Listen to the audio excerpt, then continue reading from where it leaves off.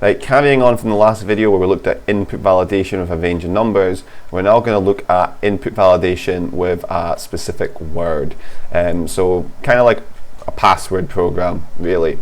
This is something that we have done before in third year, but today we're really just going to look like what is actually happening behind the scenes, just so you're 100% of everything.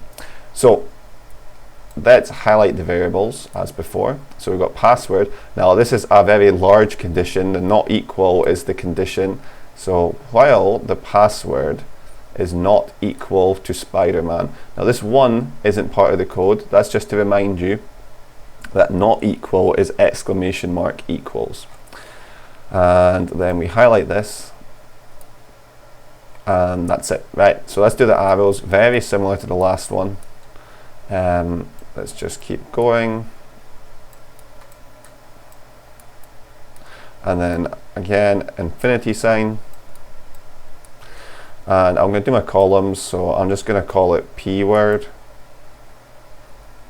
It's up to you if you want to write that or if you want to write the whole thing. I just can't fit in. So P word is not equal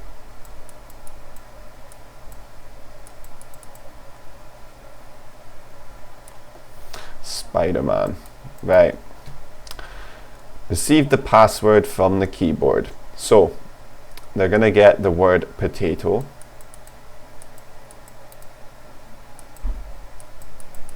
And it's going to check, is that the right word? So while the password is not equal to Spider-Man, you know what, I keep forgetting this. So you put in the T path, you put in the F path.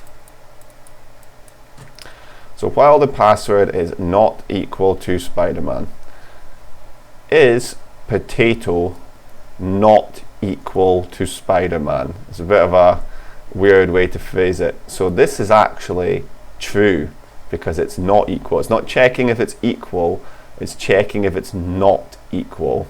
The reason is because you want to run a bit of code when it's not equal to ask you the question again. It seems a bit weird, but that's how it works. So while the password is not equal, potato is not equal, so we do true. And then you follow this and it will say password incorrect. And then receive the password from the keyboard, so the password is Spooderman. I can't fit it all in, I'm just going to write Spooder, but we know what it's meant to be.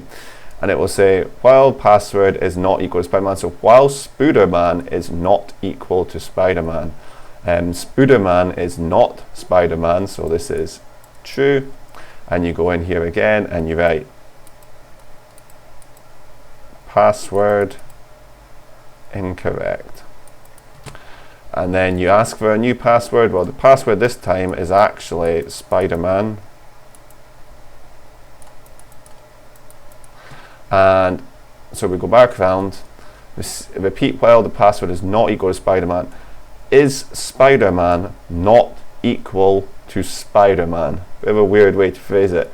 Well, it's not equal, so it is equal, so that means the answer is false. So Spider-Man is not equal to Spider-Man. It is, so the answer is false. I know that's takes a bit of getting used to think of it that way. So we follow the false path and then it will go password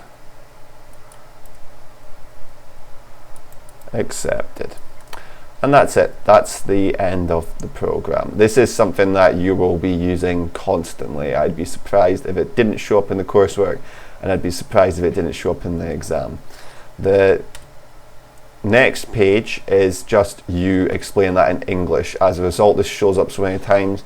I know it's a bit mundane, but really need you to know how this works step by step and be able to explain how it works, especially this not equal part. I'm going to do this page in a different video because it hurts my brain.